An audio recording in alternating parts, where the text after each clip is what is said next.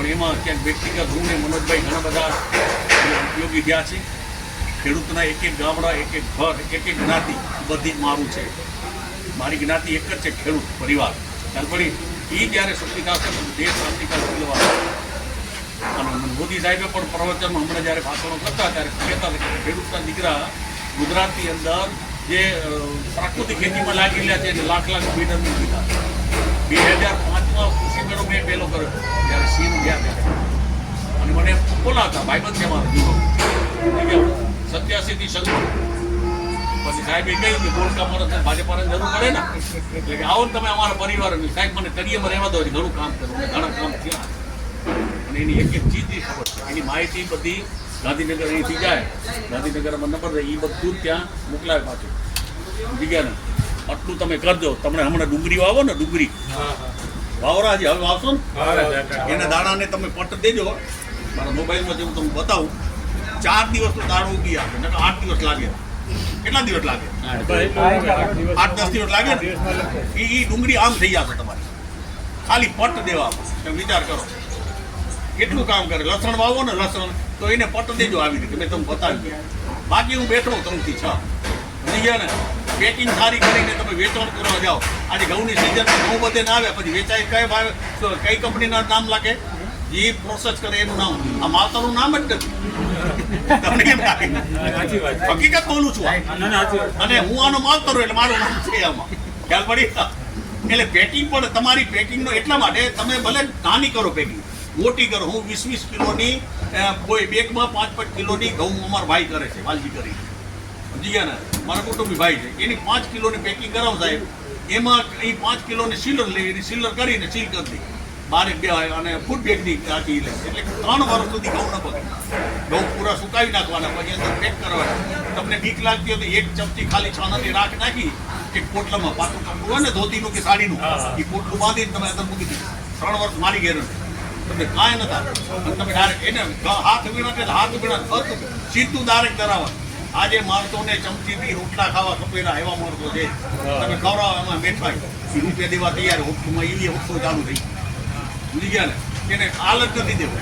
ઘરે માણસો કામ કરવાવાળા પોતે ઓફ કરવા જાય ભાઈ, પછી એ મુદ્દે પાટે નથી ચડી ગયું બધું. તમને શું લાગે?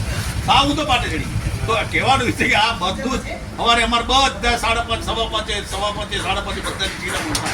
હું 5:15 રોજ ખાઉં અમારે ડેલી, કાંઈ બાકી નહીં. છોકરા ભાગી આવે 5:30 મારી. એટલે કહેવાનું વિશે કે આ બધું જીવન આપણું પદ્ધતિ. આપે જો નોકરી હાથને 11 વાગે જાય ને 5 વાગે છૂટી તો ખેતી કેમ થાય?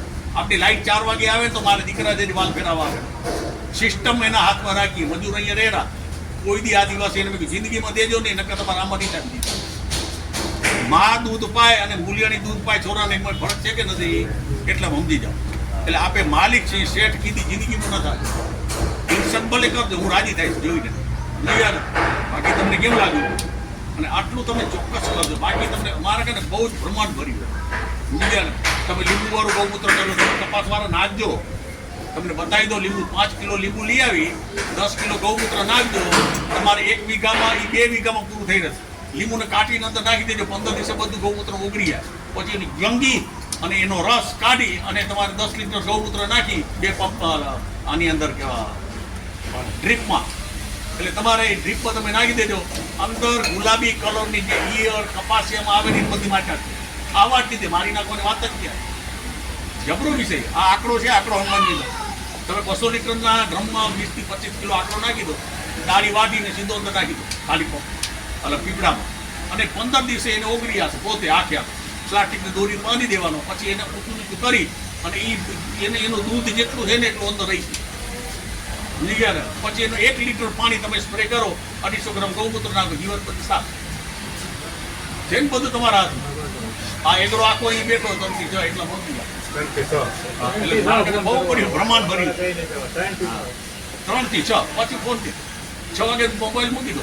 મેં કીધું ભાઈ હું વાંધો નહીં, વહેલો હલો જાઉં, પછી કામ નહીં કરી આવી. આપણી જીવનની મર્યાદા. હું તો મોજ કરું, સામાજિક માણસ છું, પણ ખોટા નથી ન જાઉં. રામનો ભક્ત છું, રામ મંદિર નથી જાઉં. આપણે ગ્રામ વિકાસના કાર્યકર્તા છે, ગ્રામ વિકાસના કાર્યકર્તા છે. સરસ. એટલે આવું તમે પીરસો ત્યાં, બહેનોને પીરસો. ખ્યાલ પડી? બહેનોનો છે ને હાથ મોટો છે ખેતીમાં. બીજે આપે ક્યાંક ગામ કપાટા મારવા જાશું ક્યાં નહીં ખેતી કામ કરતી હોય તમે જોજો જેના ઘરમાં બેનો નથી એની ઘરની હાલત જોઈ લો તમે વાઢા રૂઢાનું શું હોય કપડું ઉમરું પડ્યું આ પડ્યો છે આથી કહું ને કાકા હે બસ. એટલે આ બધા વિષયો છે તમે આવ્યા સૌને પ્રણામ અને મારા વિચારો જેટલા વધુ લાંબા પોતે એટલા કરજો. જય સિયારામ. સાહેબ આપ ટેમ્પલેટ નથી ચાલતા લખતા નથી આવડતું કાંઈ